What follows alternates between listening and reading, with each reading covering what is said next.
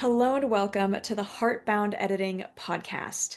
This is episode 50 of the weekly Story Savvy series, where we tackle the 52 biggest self-editing topics and tips to help you make your good story great.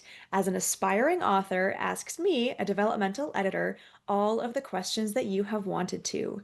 We have covered so much in this series so far, including last week's episode on formatting and finding feedback readers. Today, we're going to talk about what to do while you are waiting to hear back from them.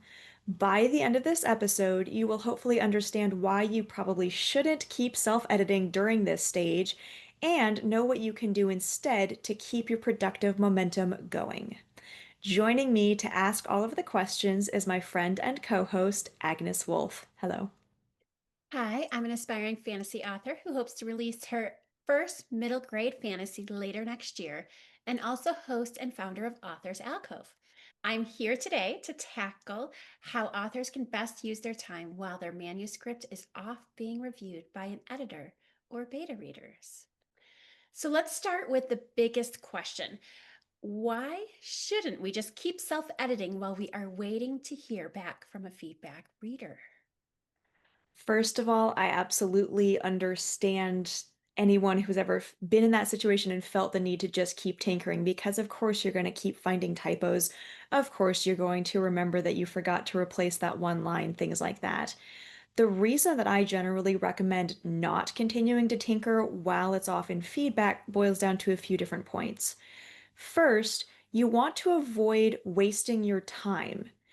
When you get feedback back from these outside readers, you're probably going to have a lot of overhauling to do. You might end up rearranging scenes, scrapping them, scrapping pages, scrapping plot lines, anything like that. And if you wasted dozens of hours in between fixing the typos and getting the line level flow just right on a scene that you end up scrapping, that's wasted time and wasted energy and effort. And aside from just having better things to spend your time on, knowing that you've wasted this time looking back on it can be really discouraging. So it's best to avoid that. You also want to avoid running into the issue where your understanding of the current state of the book doesn't match the version that you're getting feedback on. If, let's say, you get an overall note from a beta reader that says something like, I don't feel like your antagonist reads realistically, they feel kind of cartoonish. If you spent the time that the book was off being reviewed working on fixing your antagonist, then it's going to be a lot harder to match the critique that you get on the topic against the reality. And therefore, you may miss out on some opportunities for further improvement that you would otherwise have if you and your feedback readers were still on the same page there. And then the last sort of 2 points that I want to mention here is that, as we've talked about in several episodes before, breaks are helpful. It's nice to take a step back, take a breather, refresh your energy. And then also, it can be very helpful to start working on shifting gears at this stage in the process. We talked in early episodes about the importance of shifting gears from drafting brain, from that creative sort of letting things flow mindset into one that is more critical and more prepared to review things and make edits. Now it's time for a second shift where we're shifting out of editing and more into packaging and marketing and those sort of mindsets and topics to put your energy into. So, do you feel like there's one or two big things writers should do instead while waiting on feedback? I know you just mentioned one.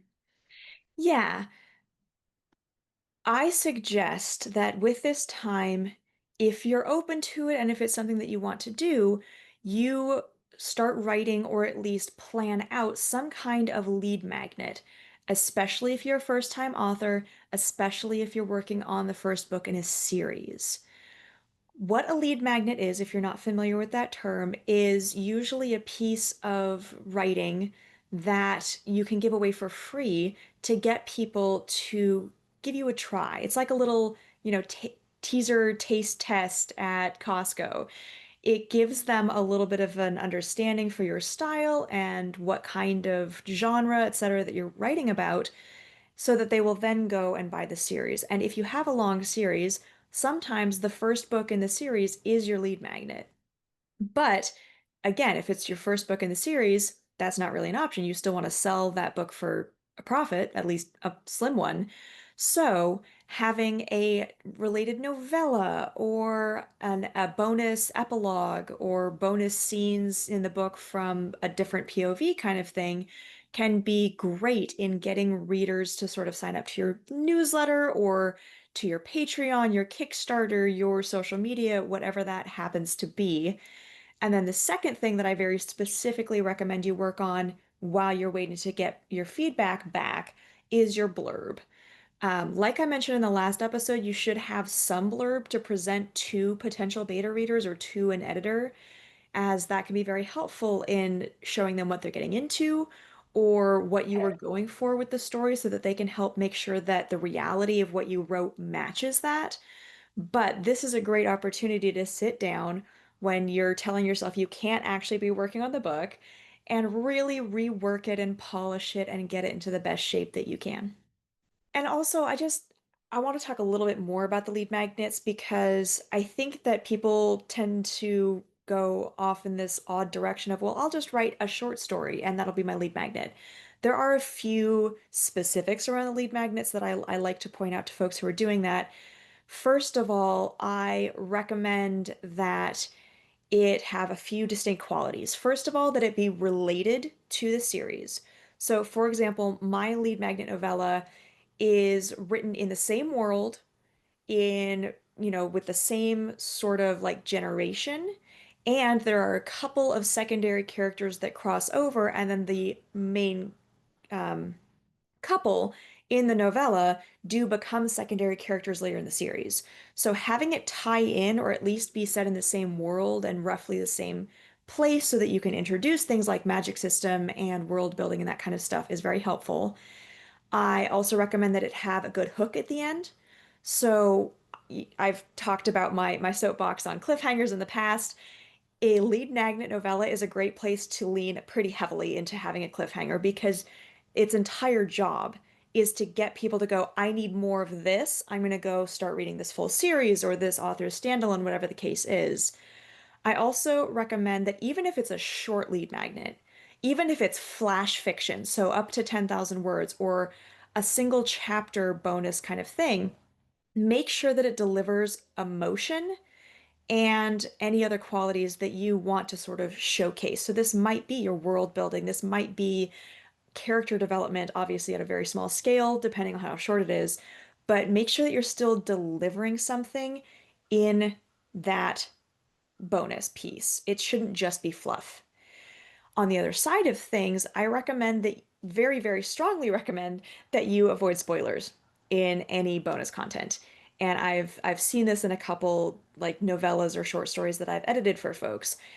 If you're going to give away the climax of your series in your novella like lead magnet, that's a big problem and you really shouldn't do that. So, I recommend prequel novellas as, lead magnets because then you're not spoiling anything. Or if you're gonna do a giveaway like a bonus epilogue, that's not necessarily something that you can advertise ahead to get people into the series, but that I recommend linking, let's say, at the end of book one, so that people will sign up to your mailing list then without spoiling the first book in the series kind of thing.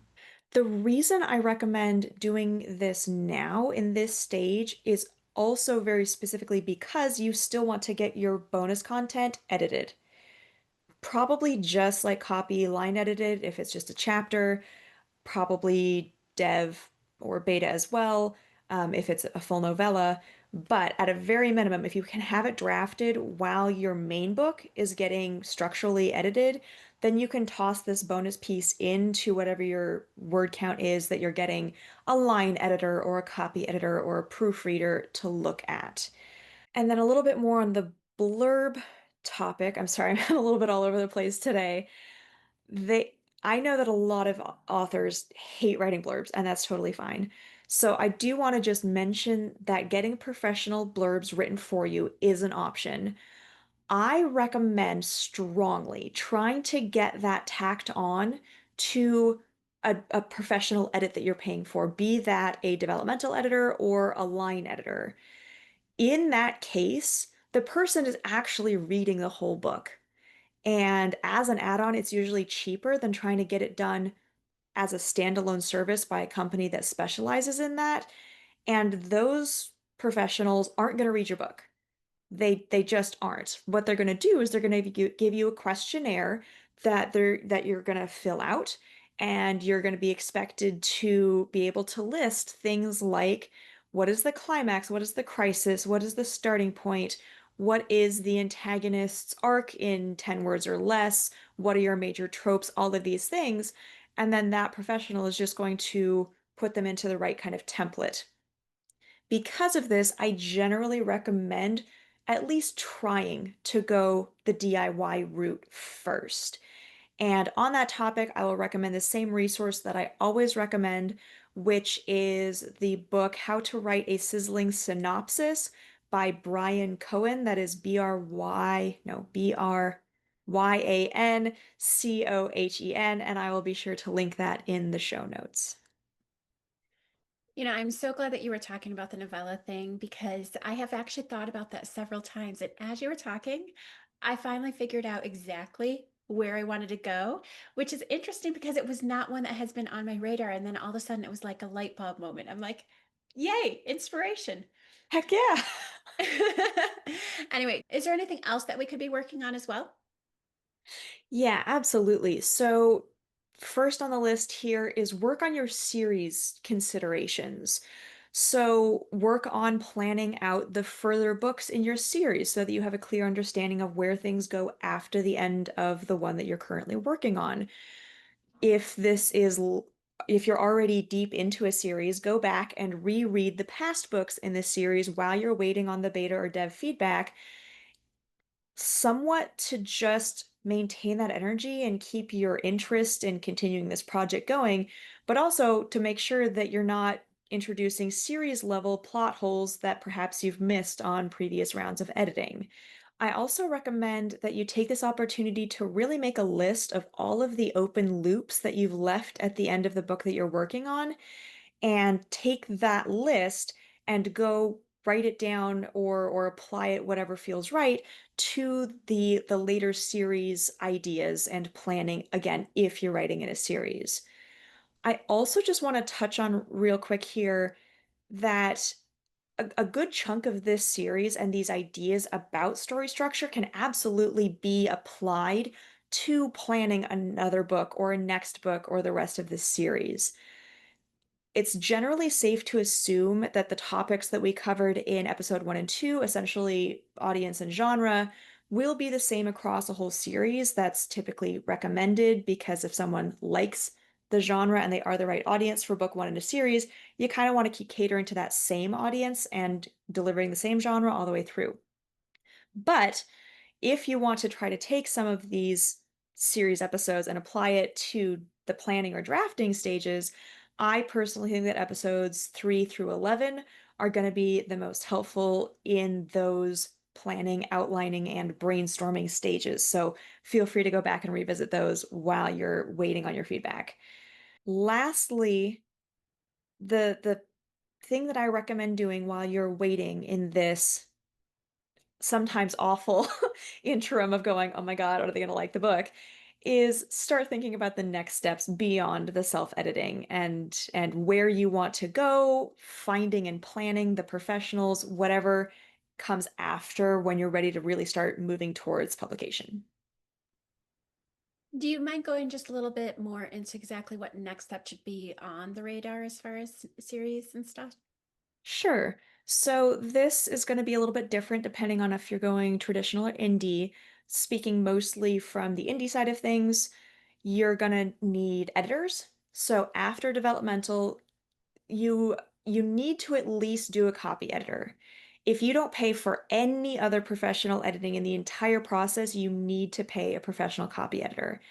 If you have more resources, if you feel it's needed, whatever the case may be, you can also consider hiring a line editor between dev and copy.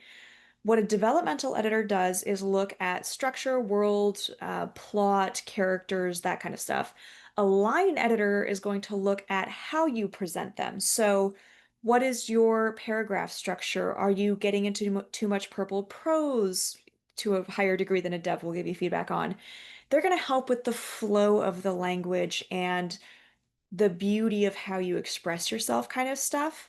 And then a copy editor is more for typos, grammar, and punctuation, which is kind of the baseline for publication. Beyond that, you can also do a proofread after that and hire a proofreader to do that. Beyond editing, you also want to start looking for cover artists to get a professional cover done. Like I mentioned a minute ago, if you can pay for only one thing, get a copy editor. If you can pay for two things, it should be a copy editor and a professional cover. A cover is going to be the first thing that any and every potential reader sees about your book long before you get the opportunity to show them how valuable your story is through them reading it, long before you even get the chance to try to convince them, hey, I think you'll like this book with your blurb, they're going to have a half-second impression of your cover and make their decision from there. So do a lot of research into the cover artists that you want to use. Make sure that you can communicate well with them, check out their portfolio, all of these kind of things, and this is the time when you should start looking for that kind of thing rather than 6 months down the road when you're actually ready to publish and you're like, oh shit, I need a cover now. A lot of cover artists tend to be booked out months ahead of time. It can take a month or two of just establishing what you're looking for, having them do the art, doing revision rounds, all that kind of stuff. Related to that, you might also look for some character artists if you want to do pre-orders or a Kickstarter or just have, swag and merchandise to sell or give away, a lot of authors will try to find someone who's willing to do a couple of sketches of their protagonists or maybe the climactic moment in their story, whatever that is. So again, this is a great opportunity to go research how you find them, if there are any whose style you really like or that are highly recommended, get on their wait list and look at commissioning them. You can also start looking at building your author website. You kind of need one. That's really all I'm going to say about that. Same thing for social media accounts, same thing for setting up an email newsletter. And you might also want to start looking at the sign up process for the sales platforms or aggregators. So Draft Digital, Amazon, Ingram Spark, anything like that. They're going to have a sign up process where you have to make an account, might have to jump through some hoops of, verifying your identity. And again, it's better to do that now while you have downtime than later when you're stressed about getting everything together for publication. Lastly, I want to address formatting a little bit here. If you're going to do your publication ready formatting yourself with Vellum or Atticus are kind of the two big softwares. There are also free ones like through Draft to Digital or Readsy. If you're going to do the DIY version, don't worry about that yet. That's way down the road. That's after dev and line and copy and proofing. Only then do you get to the DIY formatting. If you want to pay someone to do professional formatting for you, this is a great opportunity to research your options, vet professionals, shop your options, and again, get on their wait list if they have one and that's relevant. So I know this is probably outside the scope of self-editing series, but how should we be preparing for these steps now, like you were talking about? At this stage, like I've mentioned, it's mostly about finding your options, researching exactly what you want and what you're looking for and what is reasonable to ask for, vetting the different options, picking a best one, and booking them. Again, get on their wait lists, get a date on the calendar for when they will be able to work on this project for you. It can also just be about finding the right search terms. If you're really, really new to this, especially around formatting and cover artists and that sort of stuff, I suggest looking through those comp titles that hopefully you still have a list of from very, very early on in this series. You can go to the acknowledgments page or the copyright page, and you will often see their editors and their artists, particularly cover artists, listed and acknowledged there. So go find books in your genre, in your niche, in your sub genre, whose cover you love, and see if you can find a name, and then go find that person's website, which is kind of my next point, which is don't work with professionals who don't have websites. It's a really low bar. And if a professional does not have a website that they can send you to that is clearly their website, that should be a big red flag, and you probably don't want to work with them. Once you find their website, look through their portfolio, especially for artists. Any cover artist worth their salt should have a gallery of different covers, and there should be variety there. You should like a majority, or you should at least be able to look at it, and any covers that aren't what you're looking for, that are clearly for a different genre, you should still be able to look at it and go, that is objectively a good cover for, let's say, a cookbook or a self-help book, whatever it is. For the editor side of things, just look for testimonials. If there are any kind of testimonials, you can try to vet them. I tend to just take their word for it, but that is totally up to you. And then as you advance in this process, this is a great opportunity to ask for a sample contract. If you're down to a couple preferred artists or editors, that can be a deciding factor for you. Ask for a sample contract and see if it protects both parties, if it covers all of the things like missed deadlines or hidden fees or that sort of stuff that matter to you, and take your time. Actually read through them while you have plenty of time, which is right now, versus feeling stressed like you have to scroll through and just sign at the bottom later on when you're like, I need to get this edited to meet my deadlines, sort of thing. And then last thing that I really want to talk about here with how to tackle these next steps is you will get what you pay for in a lot of cases. There are DIY options for all of these different things. You can DIY start to finish, never paying a professional a cent between drafting and publishing. You can, but you get what you pay for, and it will be better quality if you find someone to help you whose specialty is doing exactly and precisely nichely that thing.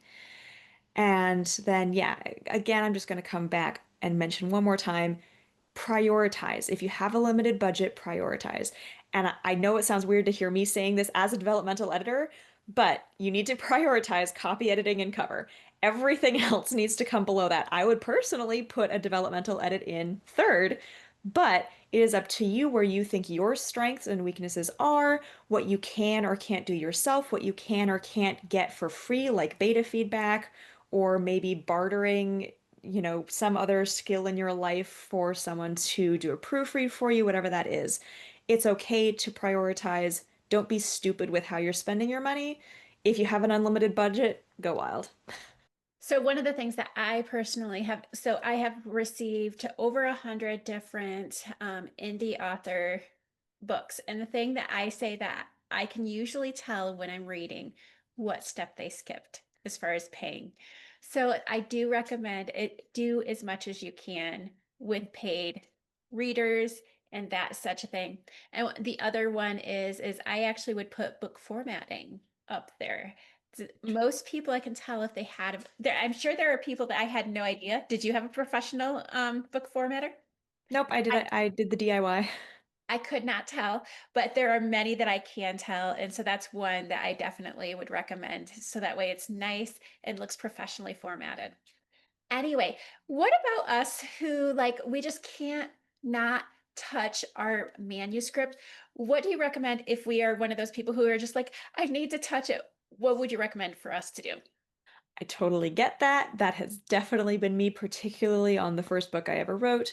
My recommendation, if you absolutely have to keep tinkering, if that's just in your personality, is read through specifically to collect favorite lines, best quotes, things that you could put on, let's say, a query letter if they ask for, hey, what are the top 10 quotes from your book? Or you could put on social media stuff, both of which we're going to touch on more. I don't think it's next week, but maybe the week after. Also, keep an eye out for bonus content options as you're reading through. Maybe pay attention. Okay, well, I skip a big chunk of time here. Maybe I could actually write out an interesting scene that happens off screen in the main book and offer that as a bonus. Maybe you come up with ideas for, okay, well, this is a fantastic scene. Maybe it's the climax of the book. I would love to write this scene from my other POV and a dual POV as well, and offer that alternate sort of perspective and personality on this massive scene to my readers. And very similarly, look for image ideas. If you're going to hire a character artist or get book art done beyond the cover, having some idea of what scenes in your book are very visually interesting or that you could really play with and describe to this artist is a great thing to bear in mind. So, if you need to keep reading, essentially what I'm suggesting is that you don't make edits, but you do engage with the work in a way that's going to help you have more lists in place, more resources, more ideas as you start stepping into those post-editing stages.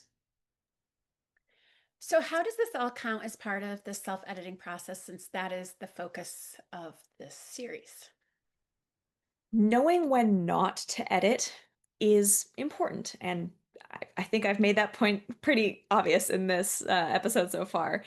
But there is going to be one more big push of self-editing after you get your feedback notes back from your beta readers and your dev editor.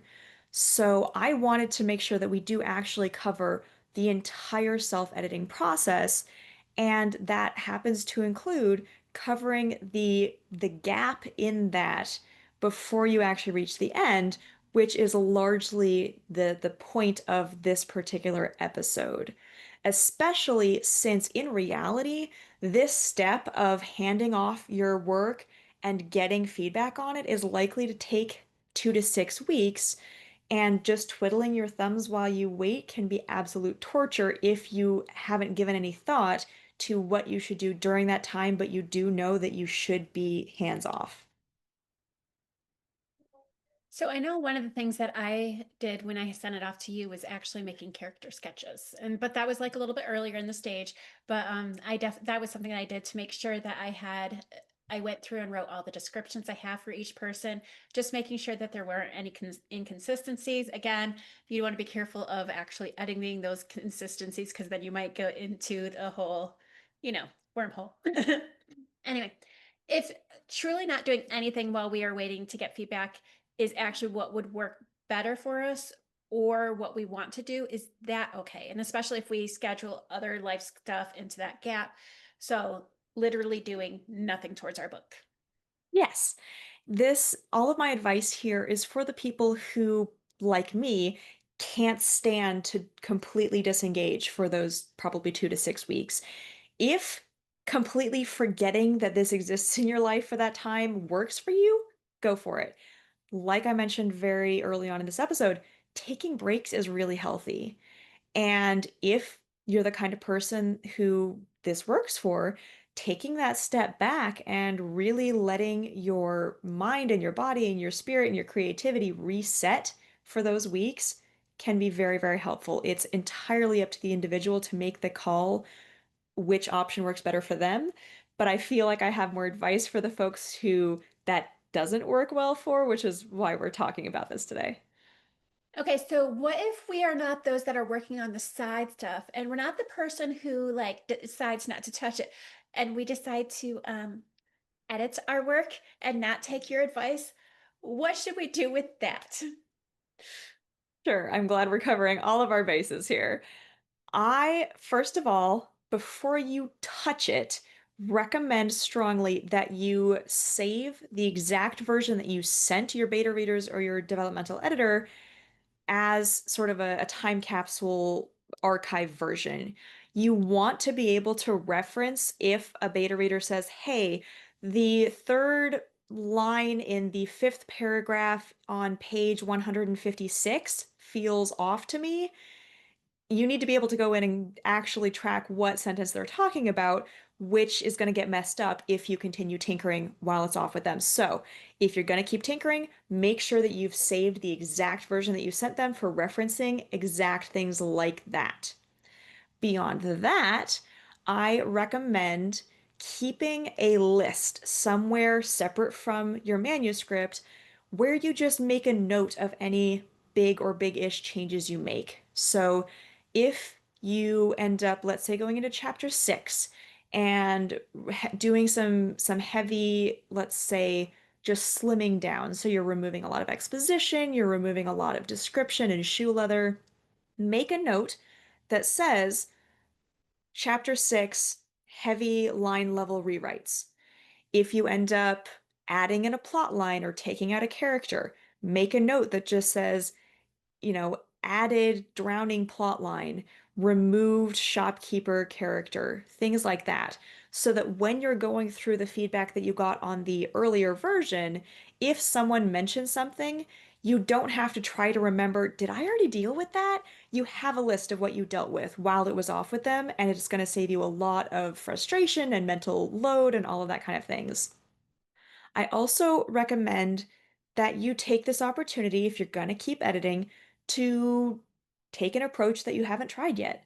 Maybe that's reading the book backwards, paragraph by paragraph, like I've mentioned. Maybe that's trying text to speech or reading it out loud.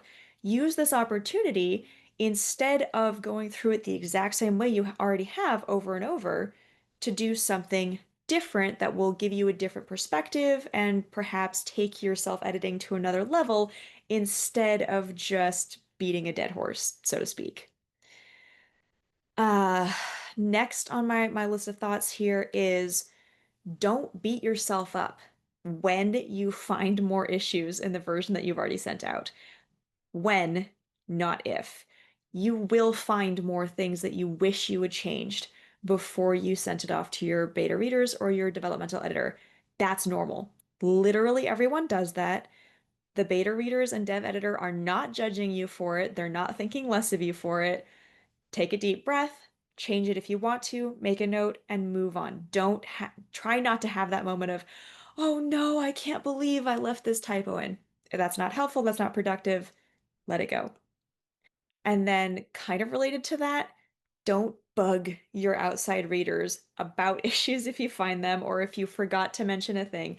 If it's a big deal, if you forgot to mention something like, oh, by the way, there's this massive trigger warning on it, or oh, by the way, I know that chapter 17 is only half written, just ignore that, or oh, by the way, I haven't actually finished writing the climax, bear with me, that's fine. But if it's a little thing like, oh, I misnamed this character in chapter 6, or there was a typo here, I need to clarify what that sentence meant, don't bother them.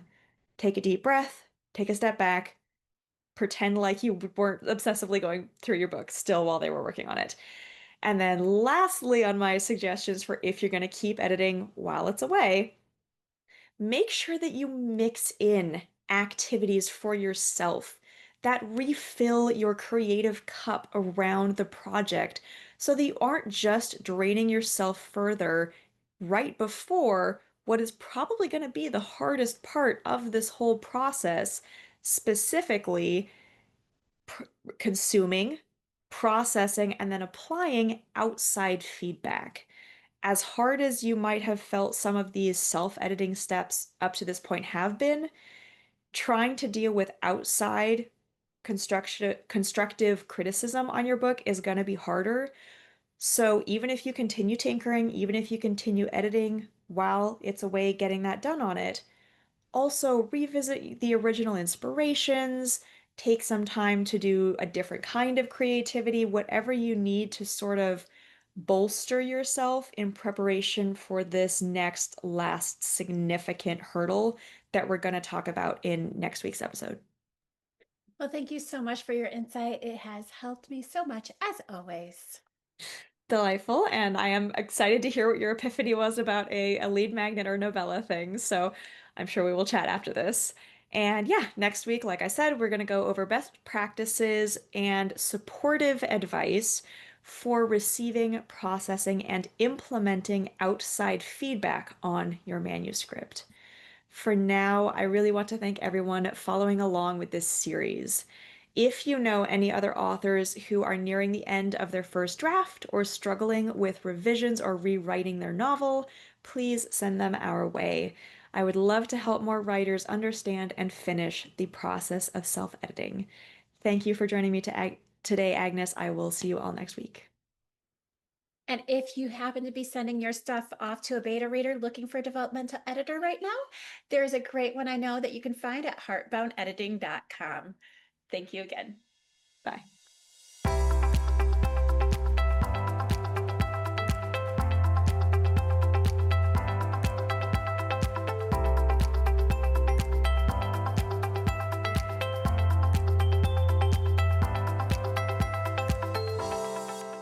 Thank you so much for listening to the Heartbound Editing Podcast. I look forward to bringing you more content to help you make your good story great so it can change lives and change your world. Follow along to hear more, or visit my website linked in the description to learn how I can help you and your story to flourish. See you next time.